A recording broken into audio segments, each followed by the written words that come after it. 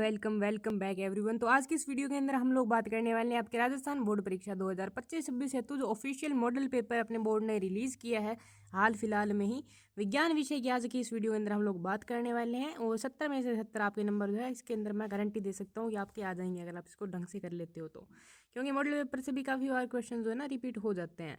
और हाँ, इस वीडियो में मैं आपको ये बता देता हूँ कि इसके अंदर जो है ना कोई भी मतलब ऐसी फालतू चीज़ नहीं की गई है कि क्वेश्चन को सिर्फ वो सिर्फ पढ़ दिया और फिर उसका एक्सप्लेनेशन भी नहीं दिया, क्योंकि मैंने कई टीचर्स के वीडियोस देखे थे जिसके अंदर सिर्फ और सिर्फ उन्होंने क्वेश्चन जो है ना पढ़ दिया था, फिर ना उसका एक्सप्लेन किया उसका कुछ और ना कोई बात एमसीक्यूज फिर सिर्फ और सिर्फ करा के छोड़ दी। तो ये वाली चीज़ जो इस वीडियो के अंदर नहीं होने वाली। तो फिर मैं सोच रहा हूँ ना कि जल्दी जल्दी इस वीडियो को अपन जो है ना स्टार्ट कर देते हैं। तो सबसे पहले अपन बात कर लेते हैं किस चीज़ की, कि आपका जो खंड ए आएगा ना उसके अंदर आपके 18 तो आने हैं आपके एमसीक्यूज। ठीक है, 18 एमसीक्यूज आपके आने हैं, प्रत्येक आएगा आपका 1 अंक का। ठीक है ना, तो ये हुए आपके 18 नंबर। 6 आएंगे आपके रिक्त स्थान। ठीक है ना, प्रत्येक आएगा आपका 1 अंक का, तो ये हो गया आपके 6 नंबर। फिर आएंगे आपके 12 आएंगे आपके अति लघुत्तरात्मक प्रश्न 12 नंबर के हैं, तो टोटल आपके हो गए 36 अंक। और ये 36 अंक लेना बहुत ही आसान है, मतलब ठीक है ना, क्योंकि काफ़ी बार क्या होता है ना कि एमसीक्यूज के अंदर वही मतलब रिपीटेड क्वेश्चंस आते हैं, तो बहुत मतलब आसान हो जाता है। तो अपन चलते हैं फिर अपने पहले क्वेश्चन की तरफ। क्या हो रहा है भाई? ठीक है ना, तो पहला अपना क्वेश्चन है क्या कि संगमरमर का जो है ना रासायनिक सूत्र क्या होता है। तो सबसे पहले अपने को संगमरमर का रासायनिक सूत्र वगैरह देखने से पहले आपको ये पता होना चाहिए कि मतलब संगमरमर का रासायनिक सूत्र सभी को पता है, कैल्शियम का कार्बोनेट होता है CaCO3। किससे बनता है? CaOH2 की जब आप वाटर के साथ अभिक्रिया करा देते हो ना H2O के साथ, तब ये चीज़ बनती है। ठीक है ना, आपको पता ही होगा। CaOH2 ये क्या चीज़ होती है? ये होता है बेसिकली आपका भुजा हुआ चूना, जो कि आपका कैल्शियम ऑक्साइड के साथ रिएक्ट करने से आता है। इतनी खैर एक्सप्लेनेशन देने की ज़रूरत नहीं थी, लेकिन चलो कोई ना। फिर अपन बात करते हैं क्या लोह चूर्ण पर तनु हाइड्रोक्लोरिक अम्ल डालने से क्या होता है, बताइए आप। तो मैं आपको इसकी रिएक्शन लिख देता हूँ। ये क्या होगा? लोहा हो गया। ठीक है ना, इस पे ऊपर आपने क्या डाला? तनु हाइड्रोक्लोरिक अम्ल। ठीक है ना, इससे क्या बनेगा आपका Fe+ में HCl से क्या बना? FeCl2S2। ठीक है ना, रिएक्शन को आप बैलेंस कर लेना बढ़िया तरीके से। Cl के यहाँ पे 2 एटम्स है तो यहाँ पे 2 आ जाएगा, बस हो गई आई गैस बैलेंस। हाँ हो गई। तो इसी तरीके से आपकी जो है ना ये रिएक्शन हो जाएगी। फिर आता है आपका नेक्स्ट क्वेश्चन कि कोई धातु, ठीक है ना, इसको थोड़ा सा आप गौर करना, ऑक्सीजन के साथ अभिक्रिया करके उच्च गलनांक वाला यौगिक निर्मित करती है। यह यौगिक जल में विलय है, यह तत्व क्या हो सकता है? तो इसके लिए आपको बेसिकली क्या करना है ना, सबसे पहले तो आपको ऑप्शंस पढ़ने हैं। कार्बन और सिलिकॉन क्या ये धातुएं होती है? तो ये वाला तो ऑप्शन कट गया। फिर आता है आपका कैल्शियम। जी हाँ, कैल्शियम अगर आप ढंग से देखोगे धातु जो ऑक्सीजन के साथ अभिक्रिया कर उच्च गलनांक वाला यौगिक निर्मित करती है।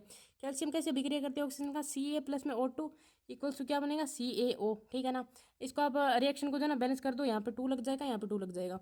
ठीक है, और ये जो यौगिक है ये जल के अंदर क्या विलय नहीं है क्या? ये H2O के साथ रिएक्ट करके CaOH नहीं बनाता गया यार। ठीक है ना, ऐसा मत करो आप लोग। तो ये CaOH बना लेगा, और ये जो जल के अंदर विलय होता है, क्योंकि जब ये जल के अंदर विलय होता है तब जल के अंदर विलय होकर ही तो ये CaOH मतलब वो बनाता है CaCO3 कैल्शियम कार्बोनेट, जिसको आप संगमरमर बोलते हो। और फिर आगे आपका लोहा। तो लोहा जो है ना इसका ये जल के अंदर विलय नहीं होता, इसका जो यौगिक होता है वो। तो नेक्स्ट अपन चलते हैं धातुओं की विक्रियाशीलता के आधार पर सबसे अधिक क्रियाशील धातु कौन सी है। तो इसका तो आपको पता नहीं सर, शायद जरूरत ही नहीं है, या आपने पढ़ा होगा कटरीना ने कार मांगी एल्टो जेन फरारी। फिर भी ये PH है, ठीक है ना, फिर भी PH क्या बोल रहा हूँ मैं, PB है। फिर भी है, यहाँ पे मैं आगे से यहाँ पे लिख रहा हूँ, फिर भी है क्यों मिली को अपन SG लिखते हैं, क्योंकि ये क्या होता है ना मरकरी होता है बेसिकली अपना। फिर भी है क्यों मिली सिल्वर AG और AU। ठीक है ना, इसके अंदर सबसे क्रियाशीलता किसकी होगी? पोटेशियम की होगी, तो आप यहाँ पे लिख सकते हो पोटेशियम। ठीक है ना, जिंक की नहीं होती, गोल्ड की नहीं होती। एथेन का आणविक सूत्र क्या है? C2H6 होता है। इसके अंदर जो एथेन का फॉर्मूला क्या होता है बेसिकली? CnH2 में 2 ये होता है। तो अभी देखो इसके अंदर अपने इसका मतलब वो बना लेते हैं, अपने स्ट्रक्चर बना लेते हैं इसकी। तो C2 क्या लिखा है? C2H6 है ना, तो इसके स्ट्रक्चर किस तरीके से बनेंगे देख लो। 2 कार्बन आ गए, यहाँ पे H लगा दो, यहाँ पे H लगा दो, फिर आपका यहाँ पे और H लगा दो, यहाँ पे और H लगा दो। पूरी पूरी आपको बढ़िया तरीके से एक्सप्लेन तो मैं कर तो रहा हूँ। अब इसके अंदर अपन देख लो आप कितने हैं, 1 2 3 4 5 6, एक बीच वाला 7 हो गए। ठीक है, ट्रिक भी आप इसकी देख सकते हो। ये जो बीच ये वाला जो होता है ना, इसके अंदर आप 1 जोड़ दो तब ये आ जाएगा। ठीक है, नेक्स्ट क्वेश्चन के ऊपर अपन चलते हैं। बेंजीन की संरचना क्या है? तो बेंजीन की संरचना मैं आपको बना के ही दिखा देता हूँ। बेसिकली ये वाली जो संरचना है ना, पहली ये वाली है बेंजीन की संरचना। बेंजीन की संरचना, बेंजीन का जो सूत्र होता है वो क्या होता है, वो आप यहाँ पे देख सकते हो, C6H6, ठीक है ना। और इसके अंदर बेसिकली यहाँ पे दो आप बंद आएंगे, यहाँ पे भी दो आप बंद आएंगे, और यहाँ पे भी दो आप बंद आएंगे, यानी कि अल्टरनेट डबल बॉन्ड होते हैं, यानी एक छोड़कर एक, और यहाँ पे एक एक हाइड्रोजन इनके साथ जुड़ा होता है। फिर अब नेक्स्ट स्ट्रक्चर की अगर बात की जाए तो ये छोड़ो, चलो फिर हम बाद में बताएंगे आपको। परागकोश में क्या होता है? परागकण होते हैं। इस आसान सा सवाल है। अलैंगिक जनन मुकुलन द्वारा किस में होता है? तो यीस्ट के अंदर होता है। और यहाँ पे आपका अगर हाइड्रा वगैरह भी आ जाए ना तो वो भी आप देख सकते हो, लिख सकते हो यहाँ पे। फिर अपन चलते हैं किसके नेक्स्ट क्वेश्चन के ऊपर। नेक्स्ट क्वेश्चन आप लोगों की नजरों के सामने आता है कि मस्तिष्क उत्तरदायी है किसके लिए? सोचने के लिए भी होता है भैया, हृदय स्पंदन के लिए भी होता है, शरीर का संतुलन बनाने के लिए होता है, और उपयुक्त सभी, मतलब इसका सभी आप आंसर लिख सकते हो।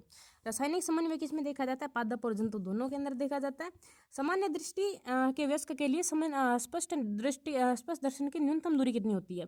ये होती है 25 सेंटीमीटर। अगर 25 सेंटीमीटर को आपको 0.25 मीटर अगर लिख दिया जाए तो इसमें कोई किसी को दिक्कत होनी भी नहीं चाहिए, ठीक है ना। देने वाला दे सकता है क्योंकि उसको पता ही आप लोग निरे बेवकूफ़ आदमी हो। श्वेत प्रकाश में रंग कितने होते हैं? 7 होते हैं यार। विबग्योर भाई, इसमें तो कोई दिक्कत होनी ही नहीं चाहिए आपको, विबग्योर, ठीक है ना। नेक्स्ट क्वेश्चन पे अपन चलते हैं। कौन सा पद विद्युत परिपथ में विद्युत शक्ति को निरूपित नहीं करता? ये वाला क्वेश्चन जो है ना थोड़ा सा बढ़िया क्वेश्चन है, इसको अपन थोड़ा टाइम लेके डिस्कस करें। सबसे पहले आप चाहो तो वैसे इनको चेक भी कर सकते हो ना, क्योंकि मैं आपको कुछ फॉर्मूले बता देता हूँ। सबसे पहले तो V बराबर क्या होता है ना, आपका IR होता है। पहले मेरे को रुक जाओ, पेन की जो है ना थोड़ी सी साइज इसकी छोटी करने दो, बड़ा लिखा जाता है। V बराबर क्या होता है? IR होता है, ओम के नियम से आपको पता ही है। फिर क्या होता है आपका V बराबर होता है W/Q, ठीक है ना। ये चीज़ आपको पता होनी चाहिए। वही मतलब विभवांतर, W मतलब किया गया कार्य, और Q मतलब आवेश, ठीक है। ये वाले दो फॉर्मूला हो। और आपका Q बराबर क्या हो गया? Q बराबर IT, ठीक है ना। Q बराबर IT। आई इसके अंदर क्या होता है? विद्युत धारा होती है। या फिर आप इसको मतलब ट्रिक से अगर याद करो तो आप ऐसे याद कर सकते हो, क्यों आई थी, ठीक है। 3 फॉर्मूला से आपका ये काम बन जाएगा।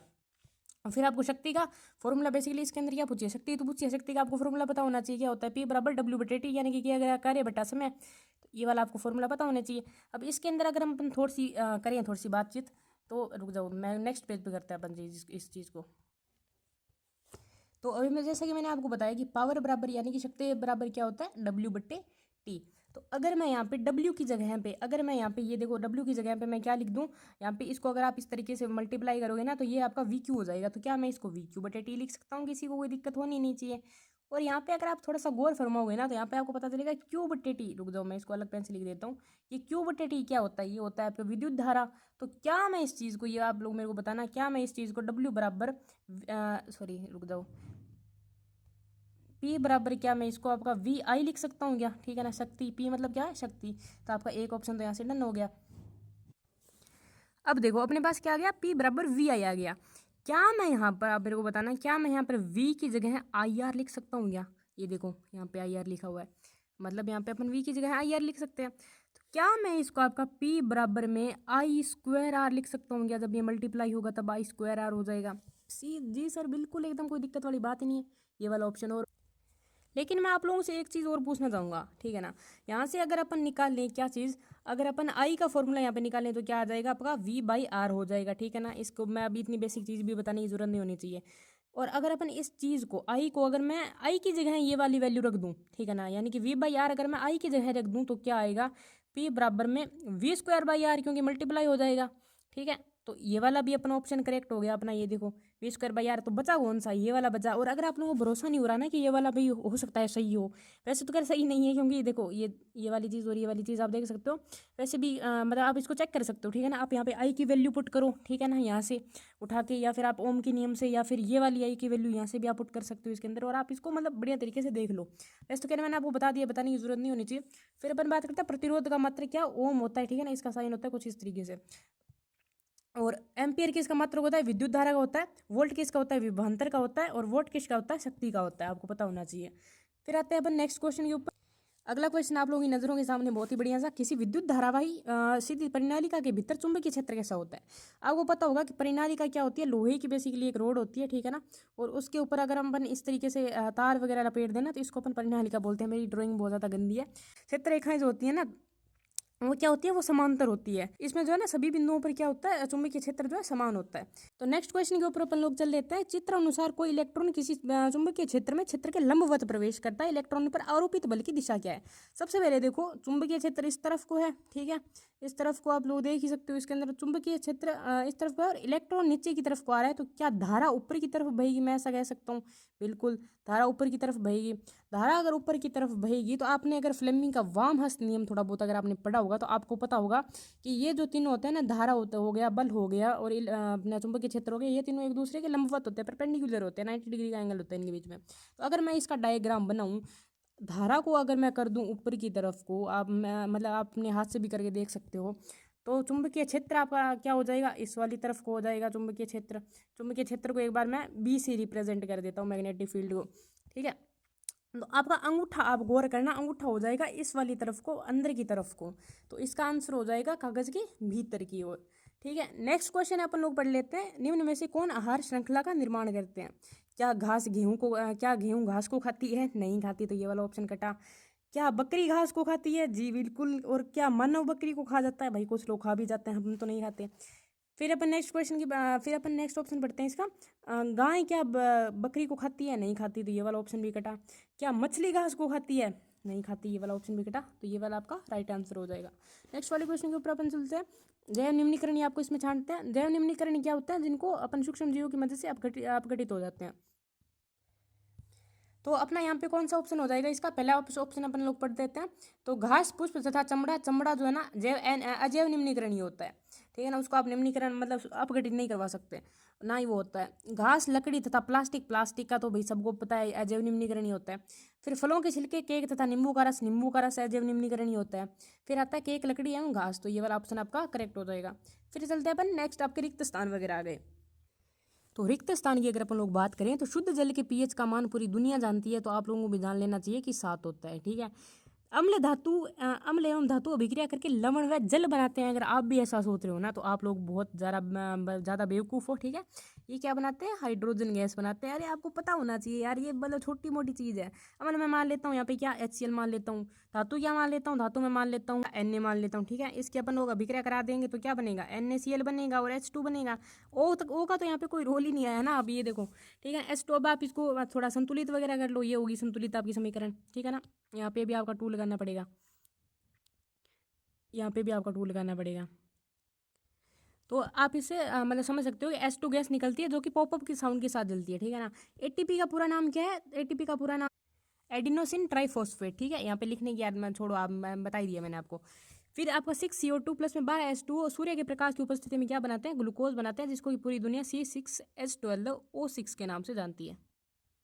फिर आता है अपना आनुवंशिकता के जनक कौन है? मेंडल भाई साहब है, पूरी दुनिया इनको जानती है, ग्रेगर जोहन मेंडल, ठीक है ना, ग्रेगर जोहन मेंडल, ठीक है ना। थोड़ा सा मेरे को टाइम लग सकता है इसमें लिखने में, लेकिन मैं आप लोगों को बढ़िया से बढ़िया एक्सप्लेन करूंगा।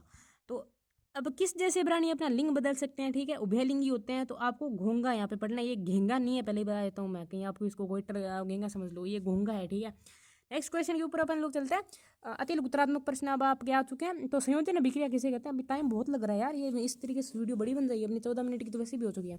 तो अपन जल्दी जल्दी अब इसको कवर करेंगे, ठीक है ना। ऐसी रासायनिक अभिक्रिया जिनमें दो या दो से अधिक अभिकारक मिलकर उत्पाद का निर्माण करते हैं, संयोजन अभिक्रिया कहलाती है। उत्पाद एक हो या ना हो ऐसा जरूरी नहीं है।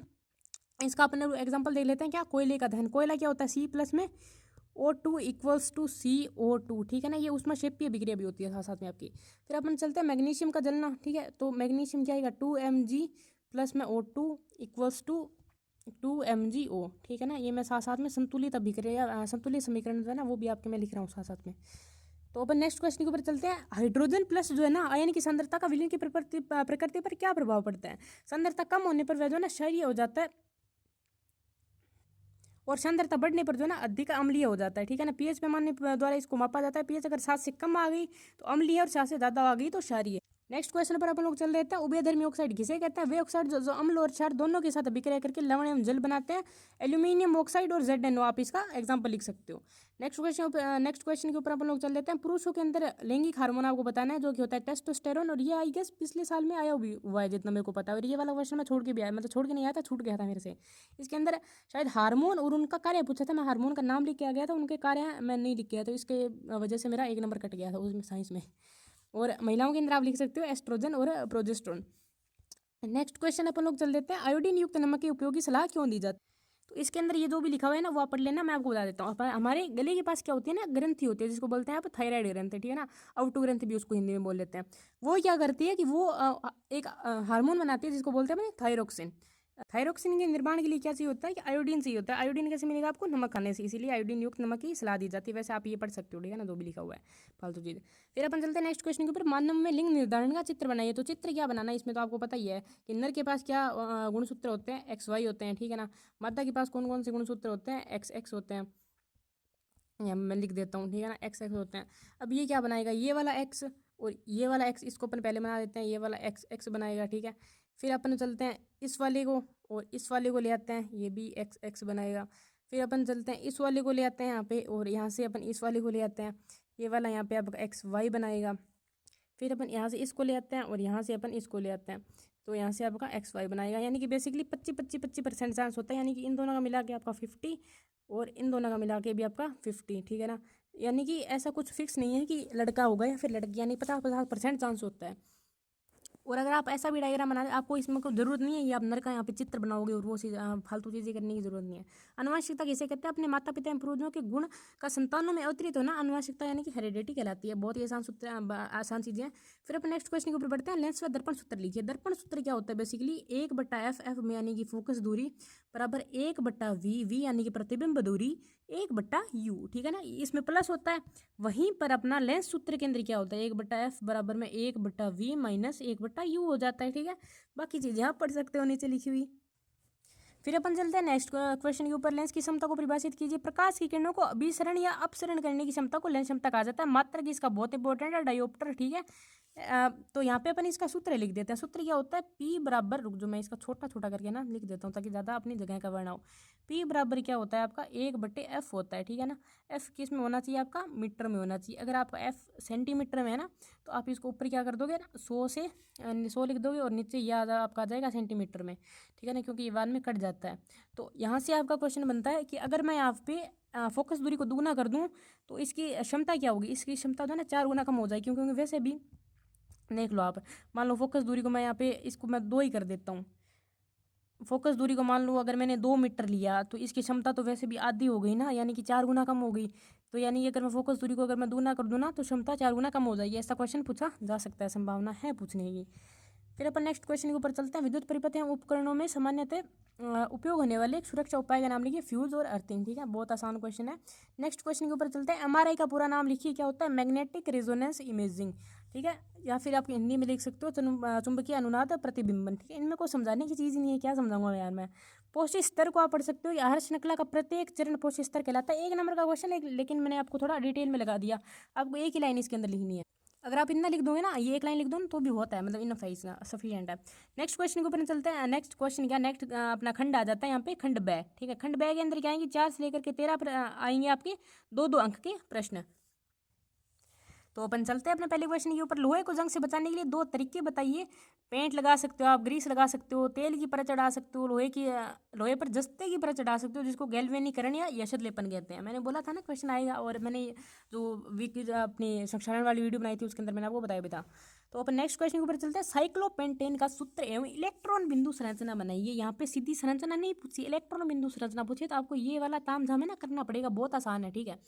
देखो सबसे पहले आपको क्या बनाना है, साइक्लोपेंटेन का सबसे पहले आप सूत्र लिख लो, ठीक है ना। सूत्र क्या होएगा इसका, C5H5 होएगा, सॉरी C5H10 होएगा। सूत्र इसका हो गया आपका C5H10, क्योंकि यार देख लो आप यहाँ से इसको देखो आप ढंग से, ये वाला कार्बन है, इसको कितने इलेक्ट्रॉन की आवश्यकता है, 8 इलेक्ट्रॉन की आवश्यकता है। यहाँ से आपके हाइड्रोजन 2 जुड़ गए, ठीक है। हाइड्रोजन के पास कितने इलेक्ट्रॉन होते हैं, 1 इलेक्ट्रॉन होता है, ठीक है। कार्बन ने अपने 4 इलेक्ट्रॉन कहाँ पे रख दिए, ये वाला इलेक्ट्रॉन, ये वाला इलेक्ट्रॉन, ये वाला इलेक्ट्रॉन और ये वाला इलेक्ट्रॉन कार्बन का है। ये इसके साथ सिंगल बॉन्ड बनाएगा, ये इसके साथ सिंगल बॉन्ड बनाएगा, ठीक है। और ये वाला जो है इस वाले कार्बन के साथ सिंगल बॉन्ड बनाएगा। ये मतलब पढ़ सकते हो यार, आपको पता ही होगा, ये मैं क्या समझाऊंगा अब यार इसको। अगर मैं खुद से लिख के समझाता ना तो वो आपको शायद बढ़िया तरीके से समझ आता है। ये मेरी गलती है कि मैं ये इमेज लेके आ गया, लेकिन अगर आप इसमें थोड़ा सा दिमाग लगा के बनाओगे ना तो आपसे ये बन जाएगा। मेरे को यार 1 साल हो गया पढ़े हुए, हालांकि अभी तक हमारा ऑर्गेनिक वाला पार्ट जो है ना चालू नहीं हुआ है, इसलिए मेरे को ये रिवाइज नहीं हुआ है। मैं सीधा ये आपका मैं यहाँ पे उठा के आ गया, मुँह उठा के। तो अपन नेक्स्ट क्वेश्चन पे चलते हैं। तो प्रकाश संश्लेषण के लिए आवश्यक कच्ची सामग्री पौधा कहाँ से प्राप्त करता है? जल जड़ों से करता है, कार्बन डाइऑक्साइड जो है वायुमंडल से कर लेता है, और खनिज लवण जो है मिट्टी से प्राप्त कर लेता है। नेक्स्ट क्वेश्चन के ऊपर चलते हैं, पादप में प्रकाश अनुवर्तन किस प्रकार होता है? तो इसको, ये जो भी राम कहानी लिखी हुई है, इसको आप बढ़िया तरीके से पढ़ लेना, मैं आपको बता देता हूँ, ठीक है, अपने बढ़िया तरीके से एक्सप्लेन कर देता हूँ। मान लो कि आपका एक अंधेरा कमरा है, ठीक है ना, उस अंधेरे कमरे के अंदर आपने पौधा रख रखा है। यहाँ पे ये देखो, मान लो इसको आप अंधेरा कमरा मान लो, यहाँ पे आपने पौधा रख रखा है। यहाँ पे ये खिड़की है, खिड़की मान लो जैसे आपने खोली, तब पहले तो क्या होता है ना, पौधे के प्ररोह जो ये वाला शीर्ष वाला भाग होता है ना, इसके अंदर ऑक्सीजन नाम का पौधों के अंदर आपको हार्मोन होता है, आपको पता ही होगा। वो आपका इक्वली होता है डिस्ट्रीब्यूटेड, ठीक है ना, सभी पार्ट्स पे इक्वली होता है प्ररोह में। लेकिन जब जैसे ही खिड़की खुली, तब ये वाली क्या हो जाती है ना, ये खिड़की की तरफ चला जाता है, क्योंकि खिड़की खुलते ही आपकी जो रोशनी होगी वो यहाँ पे आएगी, तो इसकी छाया इस वाली साइड को बनेगी। छाया इस वाली साइड को बनेगी ना, तो ऑक्सीजन आपका जो हार्मोन है वो आपका इस वाली साइड को शिफ्ट हो जाएगा। तब इसीलिए ये जो है इसकी प्ररोह है ना, ये इस साइड को हो जाता है, ये इस वाली साइड को झुक जाता है, ठीक है। अब इससे ज़्यादा मैं शायद एक्सप्लेन आपको करने में समर्थ नहीं हूँ, अगर समझ आना होगा तो इतने में आ जाएगा, वरना ये जो है ना रटने की तो आपको आदत है ही, या पढ़ लेना, ठीक है। नेक्स्ट क्वेश्चन को पता चलता है, डीएनए की प्रतिकृति बनाना जनन के लिए क्यों आवश्यक है? ये वाला क्वेश्चन मेरे को ना ही तो 10वीं में समझ आया था, और ना ही मेरे को अब समझ आया, मैं जैसा है वैसा लेके आ चुका हूँ। पता नहीं क्या प्रतिकृति होता है, क्या क्या होता है, क्या डीएनए होता है, मेरे को कुछ समझ नहीं आया, इसलिए तो मैंने मैथ लिया भाई। ठीक है। उत्तल दर्पण के दो उपयोग लिखिए। उत्तल दर्पण का उपयोग बेसिकली पश्च दृश्य दर्पणों के रूप में होता है, और एटीएम मशीनों के अंदर भी आजकल उत्तल दर्पण का उपयोग होने लग गया है। जब हम नेत्र से किसी वस्तु की दूरी बढ़ा देते हैं तो नेत्र में प्रतिबिंब की दूरी में क्या फर्क होता है, ठीक है। अभी हमारे रे ऑप्टिक्स आया नहीं है, और मैंने 10वीं का रिवाइज करा नहीं है। रे ऑप्टिक्स हमारी जो है ना 10वीं के अंदर है, किरण प्रकाशिकी जिसको आप हिंदी में बोलते हो, तो 12वीं के अंदर है, सॉरी 10वीं के अंदर या, तो इसीलिए मैंने रिवाइज नहीं किया, इसलिए मेरे को नहीं पता है अभी तक। तो अपन यहाँ पे देख लो, फिर मैं आपको बता देता हूँ कि जब आप किसी वस्तु की दूरी बढ़ाते हैं ना, तो नेत्र लेंस की फोकस दूरी समायोजित हो जाती है, क्योंकि समझन क्षमता होती है भाई नेत्र की, बस आपको पता ही होगा। नेक्स्ट क्वेश्चन आप लोगों की स्क्रीन के सामने, 6 वोल्ट की बैटरी से गुजरने वाले एक कुलाम आवेश को कितनी ऊर्जा दी जाती है? तो अगर आपको पता होगा ना, तो कुलाम आवेश में ऊर्जा और कार्य जो है ना समान होता है, इनकी जो डायमेंशन होती है ना समान होती है, क्योंकि इनका मात्रक वगैरह सब चीज़ें समान होती है। कार्य भी आपका जूल में मापा जाता है, ऊर्जा भी आपका जूल में मापा जाता है। तो आप यहाँ पे कार्य को, आप ऊर्जा को क्या आप यहाँ पे कार्य लिख सकते हो, और डब्ल्यू बराबर क्या होता है आपका, वी क्यू होता है, ठीक है। वी आपका कितना दिया हुआ है, यहाँ पे 6 दिया हुआ है, आवेश कितना है 1 है, तो यहाँ पे डब्ल्यू का क्या आपका 6 जूल नहीं आ गया, ठीक है। इसमें आपको किसी को कोई दिक्कत होनी ही नहीं चाहिए, ठीक है, बहुत आसान क्वेश्चन है। नेक्स्ट क्वेश्चन के ऊपर हम लोग चलते हैं, दो चुंबकीय क्षेत्र रेखाएं एक दूसरे को प्रतिच्छेद क्यों नहीं करती? वीडियो यार बहुत ज़्यादा बड़ी बनती जा रही है, मेरे को टेंशन हो रही है, क्योंकि मेरा डाटा नहीं है मेरे पास इतना। यदि दो चुंबकीय क्षेत्र रेखाएं परस्पर प्रतिच्छेद करें, तो प्रतिच्छेद करने वाले बिंदु पर चुंबकीय क्षेत्र की 2 रेखाएं होगी, जो कि संभव नहीं है, अतः ये क्षेत्र रेखाएं परस्पर प्रतिच्छेद नहीं करती। हमारे को मैग्नेटिक फील्ड भी अभी तक 11th के अंदर नहीं पढ़ाया गया, इसलिए मेरे को रिवाइज नहीं है। जो भी मैं बता रहा हूँ आप पढ़ लो, ठीक है ना। और बायो मेरे पास है नहीं, तो ये भी आप चीज़ पढ़ ही लो, ठीक है। इससे ज़्यादा मैं कुछ नहीं कर सकता, क्योंकि एटलीस्ट मैं आपको आंसर तो ला के दे रहा हूँ ना। कुछ कुछ टीचर्स तो हैं जो आपको आंसर भी ला के नहीं दे रहे, सीधा आपको क्वेश्चन पढ़ देते हैं, बता देते हैं कि हाँ बस बराम खत्म भाई। ठीक है। नेक्स्ट क्वेश्चन पर नेक्स्ट अपना सेक्शन आ चुका है खंड से, ठीक है। 14 से 17 तक प्रश्न है। इसके अंदर आपको क्या होगा ना, ऐसे इस तरीके से दो दो प्रश्न दिए होंगे, ठीक है ना, एक प्रश्न के अंदर, ठीक है। यानी कि 14 मान लो है ना, तो 14 के अंदर आपको दो दो प्रश्न दिए होंगे। फिर आपको अथवा में भी इसी तरीके से दो दो दिए होंगे, ठीक है ना। ये वाला होगा आपका 1.5 नंबर का, ये वाला भी आपका होगा 1.5 नंबर का, ठीक है ना। दोनों यहाँ पे मिला के आपके 3 नंबर के होंगे। अथवा भी इसके अंदर आपका रहने वाला है। तो सबसे पहले अपना क्वेश्चन आ जाता है क्या, निम्न समीकरणों को संतुलित कीजिए। तो बैलेंस इक्वल अपना फर्स्ट वाला अपन देख लेते हैं, ठीक है। सबसे पहले आप ट्राई करो क्या, हाइड्रोजन बैलेंस करने का। हाइड्रोजन इस साइड कितने, एक ये हो गया, और दो ये हो गया 3, और इस साइड में कितने, इस साइड में 2 ही है, तो ऐसे तो अपनी बात बनेगी नहीं, ठीक है। अब अपन किस पे चलते, नाइट्रोजन पे चलते हैं। देखो नाइट्रोजन यहाँ पे 1 है, और यहाँ पे कितने हैं, यहाँ पे 2 है नाइट्रोजन है। तो ये भी चलो छोड़ो, इसको आप 2 से मल्टीप्लाई करो, ठीक है ना। इसको यहाँ पे अगर मैं 2 लिख दूँ, अब अपन देख लेते हैं क्या, हाइड्रोजन आपके 2 हो गए, ठीक है ना। इस साइड में हाइड्रोजन कितने, 2 और 2 4 हैं, और इस साइड में आपका 2 ही है, तो हाइड्रोजन को अपन यहाँ पे 2 और लिख देते हैं, ठीक है। अब इस साइड में आपके ऑक्सीजन देखो, ऑक्सीजन कितने हो गए, 2 और 6 ये 8, और इस तरफ वो कितने हो गए, 2 और 6 ये हो गए 8 है। तो अब अपनी रिएक्शन जो है ना बैलेंस हो चुकी है, बस इतना ही करना है आपको। और फिर भी अगर नहीं होना तो एक बार देख लेना आप लोग, मेरे पास इतना टाइम नहीं है। तो अपन इस वाली इक्वेशन को जो है ना अब कर लेते हैं अपने संतुलित, ठीक है ना। यहाँ पे देखो 2 सोडियम दिख रहे हैं, यहाँ पे एक ही सोडियम है, तो यहाँ पे आप 2 लगा दो। मैं जो है ना एक मिनट रुको, यहाँ पे आप 2 लगा दो। फिर अब देखो आपका हाइड्रोजन देखते हैं अब, है ना। हाइड्रोजन यहाँ पे कितने हो गए, यहाँ पे 2 हो गए, और 2 यहाँ पे पहले से, मतलब 4 इस तरफ हाइड्रोजन हो गए। अब इस वाली तरफ को देखो, तो यहाँ पे 2 ही हाइड्रोजन है, तो यहाँ पे मैं 2 लिख देता हूँ। ऑक्सीजन को गिनो, अब इस तरफ कितने ऑक्सीजन, इस तरफ है 2 और 4, ये हो गया 6 ऑक्सीजन इस तरफ है, और ऑक्सीजन इस तरफ कितने हैं 2 और 4 6 इस तरफ है, ठीक है ना। सल्फर इस तरफ एक है, इस तरफ भी सल्फर एक है, बस हो गया संतुलित, ठीक है ना। इतना ही करना है इसमें। नेक्स्ट क्वेश्चन के ऊपर हम चलते हैं। उसमें शेपियाँ उसमें शोषी अभिक्रिया की परिभाषा लिख रहे एक उदाहरण दीजिए, ठीक है ना। उसमें शेपी क्या होती है, ऐसी अभिक्रिया जिसके अंदर उसमें रिलीज होती है, और उसमें शोषी जिसके अंदर उसमें अवशोषित होती है, यानी कि खुद उसमें देख करके अभिक्रिया करवानी पड़ती है, मतलब खुद दहेज देना पड़ता है अपने को बेसिकली। C+O2 CO2 और CaCO3 और CaO प्लस में CO2, ठीक है। ये वाली इसका आपका एग्जांपल है। फिर अपन समझते हैं मिसेल के निर्माण की प्रक्रिया को चित्र सही समझाइए। बहुत ही बढ़िया, एकदम बढ़िया वाला क्वेश्चन है, ठीक है। अपन इसको ढंग से समझते हैं, ठीक है। तो इस क्वेश्चन को करने से पहले आपको पता होना चाहिए थोड़ा बहुत, क्योंकि अपन मिसेल को जो है ना साबुन की वजह से समझेंगे, तो आपको साबुन का पता होना चाहिए। साबुन क्या होता है ना, सोडियम और पोटेशियम के उच्च वसा अम्लों के लवण होते हैं, ठीक है। तो अपन सबसे पहले अपन ले लेते हैं क्या, सोडियम स्टीयरेट, ठीक है ना, इसको बोलते हैं आपका सोडियम स्टीयरेट। तो स्टीयरेट आपका किस तरीके से ब्रेक होता है आपको पता होना चाहिए कि C17H35 COO- प्लस में Na प्लस के अंदर ब्रेक होता है, ठीक है ना। अब अगर अपन लोग इसको तोड़ेंगे ना, तो ये किस तरीके से इसके अंदर देखो 2 भाग हैं, ठीक है ना। एक ये वाला हो गया C17H35 और एक ये वाला हो गया ऋण आयनिक भाग। ऋण आयनिक वाला जो भाग होता है ना, ऋणायन वाला जो भाग होता है ये होता है जलरागी भाग, यानी कि इसको जल बहुत ज़्यादा पसंद होता है। फिर ये वाला जो कार्बन की श्रृंखला वाला हाइड्रोकार्बन वाला जो भाग है ना, इसको एकदम जल से नफरत है, ठीक है। तो ये वाला होता है क्या, ये देखो ये सेम चीज़ मैंने यहाँ पे लिखी हुई है। ये वाला आपका हाइड्रोकार्बन वाला भाग हो गया, ये इसको हाइड्रोफोबिक बोलते हैं, जल विरोधी बोलते हैं, जलरागी भी बोलते हैं। जबकि यहाँ पे COO- ये ध्रुवीय भाग होता है, यानी कि सिर वाला भाग, इसको हाइड्रोफिलिक भी बोलते हैं, जल स्नेही भी बोलते हैं और जलरागी भी बोलते हैं। तो यहाँ हाइड्रोकार्बन भाग अर्थात C17H35 इस कण की पूंछ तथा ध्रुवीय भाग COO- सिर हेड कहलाता है, ठीक है। इस प्रकार अणुओं का द्रव स्नेही एवं द्रव विरोधी भाग परस्पर जुड़कर एवं व्यवस्थित रूप में इकट्ठे होकर मिसेल का निर्माण करता है। सोडियम स्टीयरेट की एक मिसेल में लगभग 70 से 100 ऐसे आयन होते हैं। तो अपन चलते हैं अपने नेक्स्ट क्वेश्चन के ऊपर। संकलन अभिक्रिया किसे कहते हैं। संकलन अभिक्रिया क्या होती है, बेसिकली मैं आपको ढंग से बता देता हूँ। संकलन अभिक्रिया बेसिकली असंतृप्त हाइड्रोकार्बन जो होते हैं ना, जिसके अंदर की डबल बॉन्ड होता है, ट्रिपल बॉन्ड होता है, यानी कि द्वितीय बंध या तृतीय बंध होता है, उनके अंदर हाइड्रोजन जोड़कर संतृप्त हाइड्रोकार्बन बनाने की प्रक्रिया को ही संकलन अभिक्रिया कहा जाता है, ठीक है। और इनको थोड़ी सी गति इनकी तीव्र करने के लिए पैलेडियम हो गया, निकल हो गया, प्लेटिनम हो गया, इस तरीके के उत्प्रेरक जोड़ दिया जाता है। उत्प्रेरक क्या होते हैं, बेसिकली अभिक्रिया की जो गति को तीव्र कर देते हैं। अपन एक असंतृप्त हाइड्रोकार्बन ले लेते हैं, यही आपके में आएगा, मेरे को पता है। इसको बोलते हैं क्या, एल्कीन।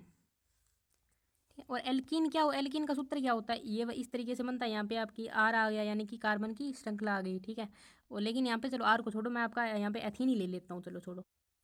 यहाँ पे मैं जो ना रुक जाओ, यहाँ पे मैं जो ना हाइड्रोजन लगा देता हूँ, ताकि आप लोगों को थोड़ा एथीन से ही समझ आ सके, क्योंकि आर वगैरह का आप पता नहीं आप लोगों के स्कूल में पढ़ाई भी होगा कि नहीं पढ़ाई होगा।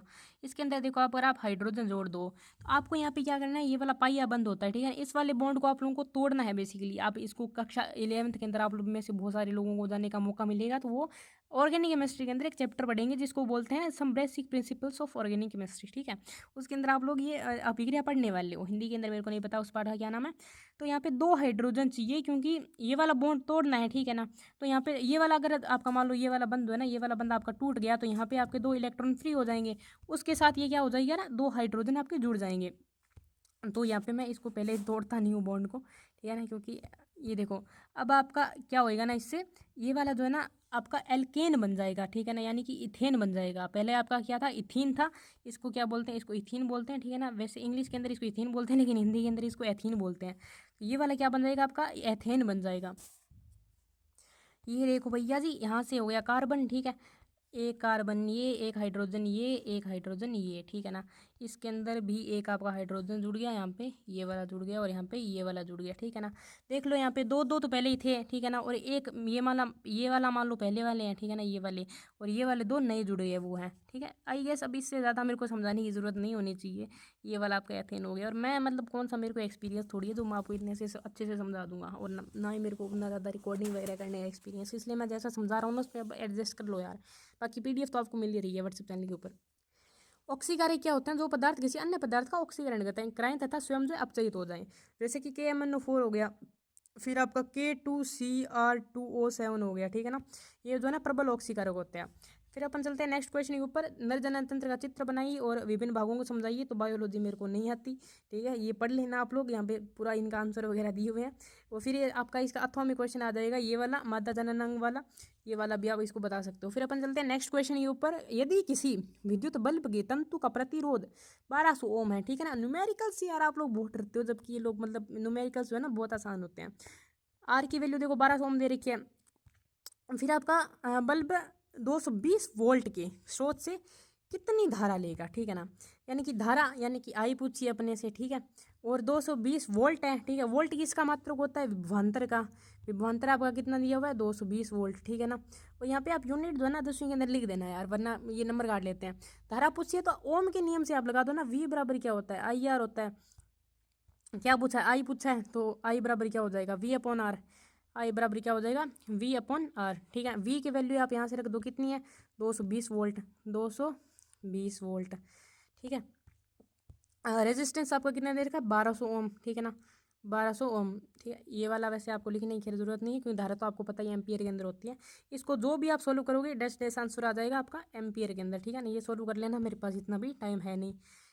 तो अपन नेक्स्ट क्वेश्चन के ऊपर क्या चलते हैं, ये भी सेम ही क्वेश्चन है, ठीक है ना। इसके अंदर आर की वैल्यू कितनी दी हुई है, 100 ओम दी हुई है आपकी, और विभवांतर कितना दिया हुआ है आपका, 220 वोल्ट दिया हुआ है। आई की वैल्यू आपको निकालनी है यहाँ पे। तो ये वाला क्वेश्चन आप लोगों का होमवर्क है, ठीक है ना, आप लोग खुद से कर लेना इसको। बहुत आसान क्वेश्चन है, क्योंकि ये सेम क्वेश्चन है यार, करवाया हुआ है मेरा। जो क्वेश्चन है इसके अंदर देखो आपका R1 दिया हुआ है 5 ओम, ठीक है ना। ये वाला कितना है आपका 5 ओम है, ठीक है ना। ये वाला कितना आपका 5 ओम है, और फिर ये वाला कितना 10 ओम है, 130 ओम। ये वाला आपका 10 ओम है, और ये वाला आपका 130 ओम है, ठीक है ना। इसके अंदर देखो अपन क्वेश्चन आगे पढ़ लेते हैं। क्या फाइंड करना है, प्रत्येक प्रतिरोधक से प्रवाहित धारा का मान फाइंड करना है अपने को। प्रत्येक प्रतिरोधक से प्रवाहित, यार ये बहुत आसान क्वेश्चन है। इसके अंदर आपका V बराबर आई आर वाला कॉन्सेप्ट लगना है, ठीक है ना। आई आर अपन 1 लिख देते हैं। तो यहाँ से आपका प्रत्येक प्रतिरोधक से प्रवाहित धारा का मान ज्ञात करना है। IR1 और I1 इसको मैं लिख देता हूँ, ठीक है ना। और V तो सबके लिए सेम ही है। तो I1 आपका क्या हो जाएगा, V बराबर R1, ठीक है ना। V कितना है आपका, विभवांतर देख लो कितना दिया हुआ, ऊपर 12 वोल्ट दिया, और R1 कितना है 5 है। तो ये वाला हो जाएगा आपका कितना, 12/5, ठीक है, 12/5, ठीक है ना। इसी तरीके से I2 क्या हो जाएगा आपका, I2 देख लो आप, V बराबर में V/R2 हो जाएगा।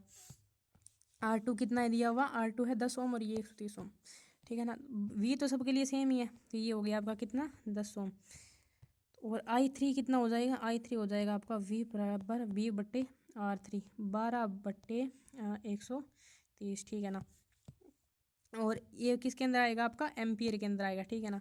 अब क्या पूछा है इसके अंदर देख लेते हैं। प्रत्येक प्रतिरोध से प्रवाहित धारा का मान अपन ने ज्ञात कर लिया, ठीक है। अब नेक्स्ट क्वेश्चन क्या है, प्रतिरोध में कुल विद्युत धारा का मान, तो इनको जोड़ दोगे ना, देख लो आई बराबर क्या हो जाए, कुल आई नेट, ठीक है ना। आई कुल लिख सकते हो यहाँ पे आप, ठीक है ना। ये क्या हो जाएगी, हो जाएगा आपका I1 + I2 प्लस में I3, ठीक है। बहुत आसान क्वेश्चन है, ज़्यादा इसके अंदर कुछ है ही नहीं है। ये इसको जोड़ देना यार, ये जोड़ नहीं सकते आप लोग, ये मेरे को सिखाना पड़ेगा। खंड दया अपन बात कर लेते हैं। 18 से 20 के अंदर आपको 2 + 1 + 1 = 4 वाला मार्किंग स्कीम आपको मिलने वाली है। 3 क्वेश्चन आएंगे, ठीक है ना, टोटल 4 नंबर के, अथवा में भी रहेंगे ये सबसे अहम चीज़।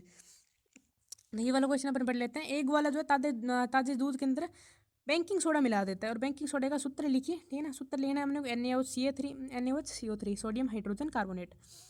बताइए कि दूध के पीएच मान को बदलकर 6 से थोड़ा क्षारीय क्यों बना देता है, क्योंकि बेकिंग सोडा एक क्षार होता है ना दूध के, मतलब पीएच लगभग दूध की होती है 6 के आसपास की, उसको थोड़ा क्षारीय बना देता है, क्योंकि बेकिंग सोडा खुद ही का क्षार होता है। इस दूध को दही बनने में अधिक समय क्यों लेता है, क्योंकि दही बनने के लिए तो ना अम्लीय वातावरण चाहिए, जबकि बेकिंग सोडा डाल के वो पहले उसको क्षार तो बना ही देता है, इसलिए टाइम जो ज़्यादा लगेगा, लेकिन कॉमन सेंस की बात है। धावन सोडा का रासायनिक सूत्र लिखिए, इसका एक प्रमुख उपयोग बताइए। धोने का सोडे का रासायनिक सूत्र क्या हो जाएगा, Na2CO3.10H2 sodium hydrogen decahydrate, sodium carbon है डेकाहाइड्रेट, क्या बोल रहा हूँ मैं, क्योंकि इतना एक्सपीरियंस नहीं है ना इतनी लंबी रिकॉर्डिंग करने का, और टाइम आपको पता ही आधे घंटे से ज़्यादा हो चुका है। तो नेक्स्ट क्वेश्चन अपने पास क्या आ जाएगा कि निम्न में से उपस्थित का अम्ल का नाम लिखिए। तो ये मैंने डायरेक्ट लिख दिया। सिरके के अंदर क्या होता है, एसिटिक एसिड होता है। इसको आप मतलब इसका मैं आपको ट्रिक बताऊंगा, एक इसकी ट्रिक हो जाएगी Ca, ठीक है। फिर देखिए जरा संतरे के अंदर क्या होता है ना, संतरे या फिर नींबू के अंदर, ठीक है ना, नींबू के अंदर भी आपको पूछा जा सकता है। नींबू के अंदर क्या होता है, सिट्रिक एसिड होता है।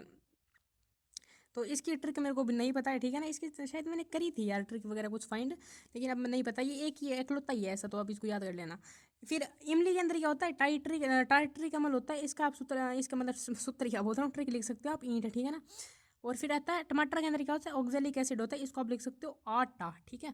ये ट्रिक है बेसिकली, मैंने भी अपने 10वीं के अंदर फॉलो करी थी, तो मैंने बता दिया आप लोगों को। फिर क्या कहता है कि अम्लीय वर्षा किसे कहते हैं, समझाइए। कारखानों तथा वाहनों से निकलने वाली सल्फर डाइऑक्साइड, सल्फर डाइऑक्साइड कौन सी होती है, SO2 होती है।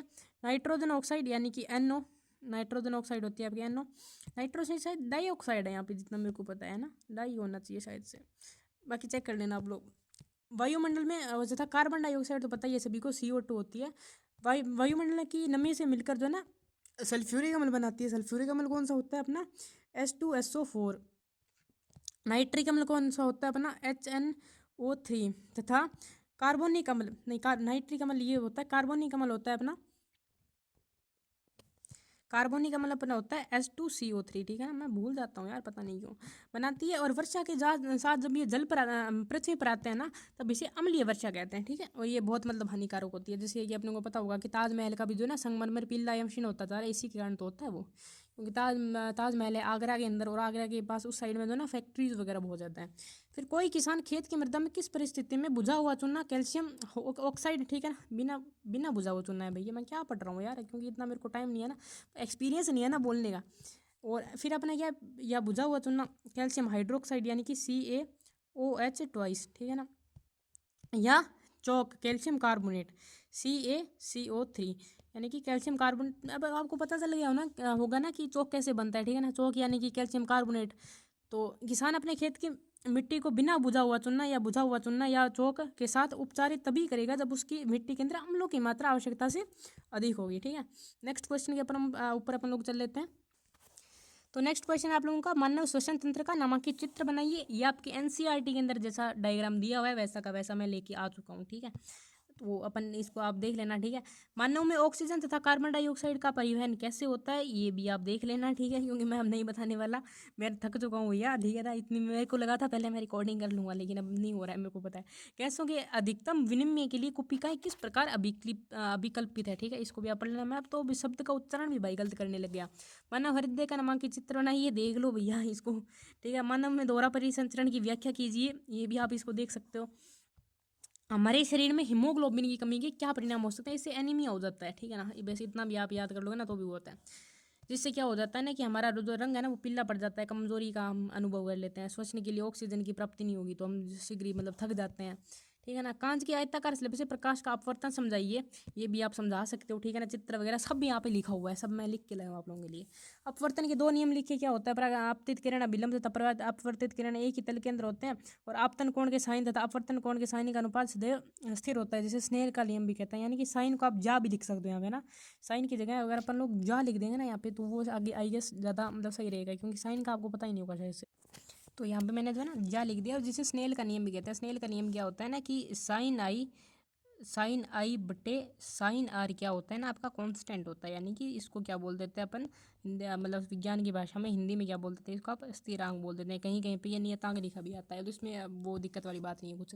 अपवर्तनांक इसे कहते हैं। आपतन कोण की जा तथा अपवर्तन कोण की जा का अनुपात एक नियतांक होता है, जिसमें पहले माध्यम के सापेक्ष दूसरे माध्यम का अपवर्तनांक कहते हैं। अपवर्तनांक में मतलब बहुत लोगों की बहुत अलग अलग मान्यताएं हैं, ठीक है ना। कोई अपवर्तनांक की कुछ भाषा बताता है, कोई कुछ परिभाषा बताता है इसकी, लेकिन जो एक्चुअल परिभाषा है ना वो यही है, ठीक है ना।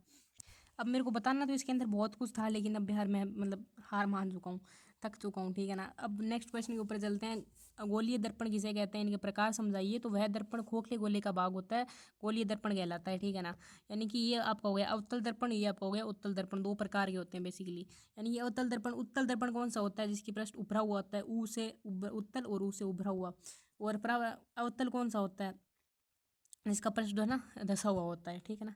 ये देख लो, इसका परावर्तक पृष्ठ अंदर की तरफ धसा हुआ है, और इसका परावर्तक पृष्ठ जो है ना ऊपर की तरफ उभरा हुआ है, ठीक है ना। नेक्स्ट क्वेश्चन अपन लोग बढ़ लेते हैं। अवतल दर्पण के उपयोग लिखिए। तो दांत व त्वचा परीक्षण हेतु सौर भट्टी में, हेडलाइट एवं खोज लाइट में, दाढ़ी या चेहरा देखने वाले दर्पण बनाने, इसको आप वो भी लिखा हुआ था शायद से, शेविंग दर्पण वगैरह ऐसा कुछ, ठीक है, नेक्स्ट क्वेश्चन है अपना, आवर्धन किसे कहते हैं? गोलीय दर्पण द्वारा उत्पन्न आवर्धन का सूत्र लिखिए। आवर्धन बेसिकली क्या होता है ना कि गोलीय दर्पण द्वारा आवर्धन से यह ज्ञात होता है कि कोई प्रतिबिंब बिंब की अपेक्षा कितनी गुना बड़ा है, यानी कि आवर्धन को अपन किससे दिखाते हैं? एम से दिखाते हैं। और ये क्या होता है? ये आपका होता है एच डैश बाई एच, जिसको आप माइनस वी बाई यू भी लिख सकते हो। यू जहाँ पे कि वी आपकी क्या है? प्रतिबिंब की दूरी, एच डैश भी आपकी क्या है? प्रतिबिंब की दूरी, एच भी आपकी क्या है? बिंब की दूरी, और यू भी आपकी क्या है? बिंब की दूरी। नेगेटिव साइन किसको दर्शाता है? कि प्रतिबिंब जो ना वास्तविक है। ठीक है, तो भैया फाइनली खत्म हो चुका है। Thank you. ठीक है, आई गेस मैं पूरा तो अपना 100% तो इस वीडियो के अंदर नहीं दे पाया। ठीक है, मेरे को बहुत सारी चीज़ें आप लोगों को बतानी थी, और जो मैंने स्टार्टिंग में आप लोगों से वादा किया था शायद मैं वो पूरा नहीं कर पाया। लेकिन अब मेरे को क्या पता था कि वीडियो इतनी बड़ी बन जाएगी। मैंने पीपीटी तो बनाई थी, ये पीपीटी का मतलब है ये पीडीएफ ही, लेकिन मैं इसको बोलता पीपीटी हूँ। लेकिन अब क्या कर सकते हैं यार। ठीक है, मैं हालांकि सेटिस्फाइड नहीं हुई इस वीडियो से, लेकिन चलो कोई ना, कुछ नया होने से तो कुछ होना ही अच्छा है। Bye bye, thank you.